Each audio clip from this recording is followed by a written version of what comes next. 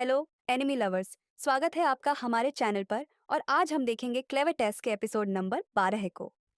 Episode की शुरुआत में यहाँ बोलेट और हडन की आर्मी आपस में लड़ रही होती है और सच्चाई जानकर क्लैन का वहाँ रहने का बिल्कुल मन नहीं कर रहा होता, जिस वजह से वो वहाँ से जाने लगता है। क्या तुम मजाक कर रहे हो? क्या तुम सच में वापस जा रहे हो? तो नौकर, तुम अभी भी जिंदा हो। मुझे पता चल गया है कि ड्रेल और वार्डन किस चीज के पीछे हैं, और मेरे पास उन्हें रोकने का कोई रीजन नहीं है। तो इसलिए अगर वो हीरोज के सारे निशानों को मिटाना चाहते हैं तो उन्हें ऐसा करने दो। अब इस दुनिया को क्या होता है, इससे मुझे कोई फर्क नहीं पड़ता। मैं तुमसे यह सब कुछ नहीं कह रही हूँ, मैं लूना की बात कर रही हूँ। क्या तुमने लूना की आंखें देखी है? क्या तुम उसकी आंखों में देखकर यह कह सकते हो कि यह दुनिया गिरे है? मुझे इससे कोई फर्क नहीं पड़ता कि ट्रू ह्यूमैनिटी क्या है, और ना ही मुझे इससे फर्क पड़ता है कि ट्रू हीरो क्या है। मुझे इस बात की कोई फिक्र नहीं है कि पुरानी कहानियां हमें धोखा दे रही थी। जो लोग इस दुनिया से गायब हो चुके हैं, उन लोगों को हमें इंफीरियर रेस कहने का कोई हक नहीं है। उसकी आंखों में देखो क्लैन, आखिरकार उसमें तुम्हें कौन सा कलर दिखाई देता है? क्या तुम्हें सच में लगता है कि उसकी आंखें एक इंफीरियर रेस की है? क्या यह वही आंखें नहीं थी जिसे देखकर तुम उसे बड़ा होता हुआ देखना चाहते थे? तब हम यहाँ देखते हैं लूना अपने पैरों पर खड़ा हो जाता है और रोते रोते क्लैन के पास पहुंच जाता है। तब यहाँ एलिसिया भी ड्रल की तरफ बढ़ने लगती है और क्लैन से लूना की आंखों का कलर पूछ रही होती है, जिस वजह से क्लैन लूना को गोद में उठा लेता है और उसकी आंखों का कलर एलिसिया को बताता है, अब यह तुम्हारा अंत है। स्वॉर्ड मास्टर की बेटी, तुम बस एक फॉल्स हीरो हो। तब ड्रेल एलिसा पर हमला करने लगता है, पर तभी नेल उसके ऊपर एक बड़ा सा पिलर फेंक देती है। मुझे फॉल्स हीरो होने से कोई प्रॉब्लम नहीं है, और ना ही मुझे रियल हीरो बनने की जरूरत है, क्योंकि मैं जैसी भी हूँ मैं एक हीरो हूँ। तब ड्रेल एलिसिया पर हमला कर देता है, जिससे कि एलिसिया बच जाती है और अपने मैजिक ब्लड से अपनी तलवार और हाथ को दोबारा से बुला लेती है, जिस वजह से वो फिर से डल के ऊपर हमला कर देती है और वहां पर एक धमाका होता है। तब डल के हाथ पर लगा हुआ ड्रैगन का मुखौटा नीचे गिर जाता है, पर उसे फिर भी कुछ नहीं होता। और यहाँ एलिसा का कट की वजह से खून निकलने लगता है, जिससे कि वो नीचे गिरने लगती है। तो यह एक फॉल्स हीरो की लिमिट है। तुम तो कोई विश को पूरी नहीं कर पाई हो। ऐसा कुछ नहीं है, तुम्हारे लिए कुछ भी ट्रू इसलिए नहीं हुआ क्योंकि तुमने अपनी लिमिट्स खुद डिसाइड की थी, जिस वजह से तुम एक हीरो कहलाने के लायक नहीं हो। तुम्हारे हिसाब से कहानियां झूठी है ना, पर सच्चाई तो यह है कि तुम ही वर्दी नहीं थे। और हाँ, मैं तुम्हें एक और चीज बता देती हूँ, मैं तुम पर नहीं बल्कि तुम्हारी तलवार पर हमला कर रही। तो हम देखते हैं ड्रेल जैसे ही एलिसिया पर हमला करने लगता है, वैसे ही उसकी तलवार टूट जाती है। और यह इस वजह से हुआ होता है क्योंकि एलिसिया को तलवार में से एक आवाज सुनाई दे रही होती है, और उसे आवाज आने वाली जगह पर मारकर एलिसिया उस तलवार को तोड़ पाई होती है। क्योंकि उस जगह पर प्रिंसेस ने तलवार को तोड़ने वाला हथौड़ा मारा होता है, तो एलिसिया नीचे गिर जाती है। चलो, अब देखते हैं क्या होता है। इसकी पूरी बॉडी मैजिक ब्लड से बनी है और इस मैजिक ब्लड का ट्रू ओनर कहीं और है।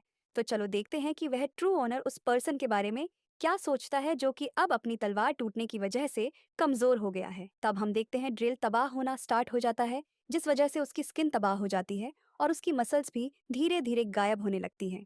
तब ड्रेल मार्ग को याद करने लगता है और उसे दिखाई देता है कि मार्गो उससे दूर जा रहा है, और यहाँ ड्रिल की पूरी बॉडी तबाह हो जाती है, जिस वजह से चारों तरफ वॉरियन का मैजिक ब्लड फैल जाता है। ड्रेल के साथ आखिरकार लड़ाई खत्म हो चुकी है, पर डेमन किंग वार्डन अभी भी जिंदा है। तो इसलिए अगर वह यहाँ पर आ गया तो यहाँ पर कोई नहीं बचेगा। चिंता मत करो, वो यहाँ पर नहीं आएगा क्योंकि मैजिक ब्लड के अंदर कोई पावर नहीं होती। तब हम यहाँ देखते हैं क्लैन लूना को लेकर बाहर आ गया होता है, और प्रिंसेस अपने बच्चे को देखकर इमोशनल हो जाती है और लूना भी उसे पुकारने लगता है, जिस वजह से प्रिंसेस लूना की तरफ बढ़ने लगती है। तब क्लैन प्रिंसेस को रोक देता है और एलिसिया इस चीज के लिए क्लैन को मना करने लगती है। किंग अब वापस आ चुका है, तो इसीलिए अब किंग को खुद ही वापस जाना होगा। तब क्लैन लूना को नीचे रख देता है और सभी लोग यह देखकर खुश हो जाते हैं कि लूना अपने पैरों पर खड़ा हो गया है। तब लूना धीरे धीरे अपने मॉम की तरफ बढ़ने लगता है, जिस वजह से सभी लोग उसे चीयर करने लगते हैं और लूना की माँ अपने बेटे से मिलकर बहुत खुश होती है। तब यह देखकर एलिसिया भी बहुत खुश हो जाती है और जख्मी होने की वजह से नीचे गिर जाती है, जिस वजह से रर्ड्स उसकी मदद करने आ जाता है। पर एलिसिया उसे सबसे पहले सबको ड्रैग की मौत की खबर देने के लिए कहती है, ताकि यह लड़ाई रुक सके, जिस वजह से रोड्स ट्रेल की टूटी हुई तलवार को लेकर वहां से चला जाता है। तब यहाँ क्लैन ने बुक ऑफ टॉर को अपने पास रख लिया होता है, ताकि वह उसकी हकीकत के बारे में जान सके। तब वहां पर वार्डन एक छिपकली की फॉर्म में आया होता है और क्लेवटिस को बताता है कि टॉर बहुत जल्दी जागने वाला है। पर क्लेवटिस इसके बारे में कुछ सुनना नहीं चाह रहा होता, क्योंकि वार्डन उसका दुश्मन बन गया होता है, जिस वजह से वो उस छिपकली को तबाह कर देता है। लगता है अब भी मुझे इस दुनिया के बारे में जानने के लिए बहुत कुछ बाकी है। तर सभी को बताने लगता है कि ड्रैल अब हार चुका है और वॉलेट की आर्मी ड्रैल की टूटी हुई तलवार को देखकर अपनी पूरी आर्मी को पीछे हटने के लिए कहती है, जिस वजह से सारे सोल्जर्स वापस जाने लगते हैं और ग्रेट भी ये सब कुछ देख के वापस जाने लगता है।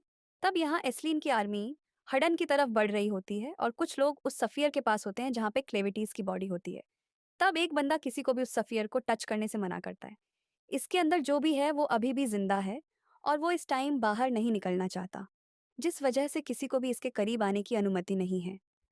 तब यहाँ नेल एलिसिया की मरहम पट्टी कर देती है। यह अच्छी बात है कि मैं मूव कर सकती हूँ, पर यह दर्द अभी भी कम नहीं हो रहा है और ऊपर से मेरे पेट की इंजरी भी बहुत दर्द कर रही है। मैंने तुम्हारे ज्यादा खतरनाक जख्मों को भर दिया है, पर तुम्हें अभी भी दर्द जरूर होगा। और मैंने तुम्हारी बॉडी से ब्लड निकलना इसलिए नहीं रोका ताकि किसी को भी तुम पर शक ना हो। मैं चाहता हूँ कि यह पावर आगे भी सीक्रेट बनी रहे। यह सब कुछ तो ठीक है क्लैन, पर तुम्हें क्या लगता है जो ड्रेल ने कहा था, क्या वह सच है? मुझे इस बारे में नहीं पता है। मुझे बस एक नाम टॉर के बारे में पता है और यह पता है कि वह बुक जनरेशन से हडन के किंग्स को मैनिपुलेट कर रही थी। सच्चाई पक्का हीरोज की कहानी में कही होगी, पर वो वाली कहानी नहीं है जो हमें पता है। हमें असली कहानी को ढूंढना पड़ेगा। जो बुक मुझे मिली है उसके साथ एक की है, पर उसकी से वो बुक नहीं खुलती। तो इसका मतलब बुक ही किसी और बुक की है।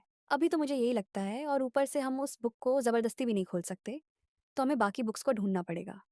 पर हमें ये नहीं पता कि और कितनी बुक्स हैं। तब एक बंदा उन सभी को कैसल बुलाने आ जाता है और यहाँ हम देखते हैं कैसल में लूना थ्रोन के ऊपर बैठकर खेल रहा होता है। मुझे पूरा यकीन है कि आप सबको पता होगा कि मैंने आपको क्यों बुलाया है। आप सभी ने इस नेशन को डिस्ट्रक्शन से बचाया है, इसलिए मैं आपका जितना शुक्रिया अदा करूं उतना कम है। प्रिंसेस से माफी मांगने लगती है, जिस वजह से प्रिंसेस इसका कारण पूछने लगती है। यह ऐसा रिएक्ट इसलिए कर रही है क्योंकि यह एक कॉमनर है और इसे लगता है कि इसने फ्यूचर किंग को दूध पिलाकर बहुत बड़ी गलती कर दी है, जिस वजह से अब यह माफी मांग रही है। तब प्रिंसेस नेल के पास चली जाती है और उसे बताती है कि उसे ऐसा सोचने की कोई जरूरत नहीं है, क्योंकि उसने लूना को दूध पिलाकर बहुत बड़ा उपकार किया है। तब प्रिंसेस नेल को इसके लिए थैंक यू कहने लगती है। तो चलिए, आप बताइए, आप तीनों को क्या चाहिए? मैं वह सब कुछ देने के लिए तैयार हूँ जो मैं दे सकती हूँ। जिसे सुनकर क्लैन खुश हो जाता है कि आप कुछ भी दे सकती हैं। तो यह सुनते ही एलिसिया डर जाती है। तो अगर आप कुछ भी दे सकती हैं, तो मैं चाहता हूँ कि मैं लूना का मैजिक टीचर बनूं। और गाइस, इसी के साथ ये सीजन कंप्लीट हो जाता है। अब आपको ये सीजन कैसा लगा मुझे कमेंट करके जरूर बताना। और जैसे ही सेकंड सीजन आता है, उसके फर्स्ट एपिसोड का लिंक आपके स्क्रीन पर आ जाएगा। आप उस पर क्लिक करके अगले सीजन के फर्स्ट एपिसोड को देख सकते हैं।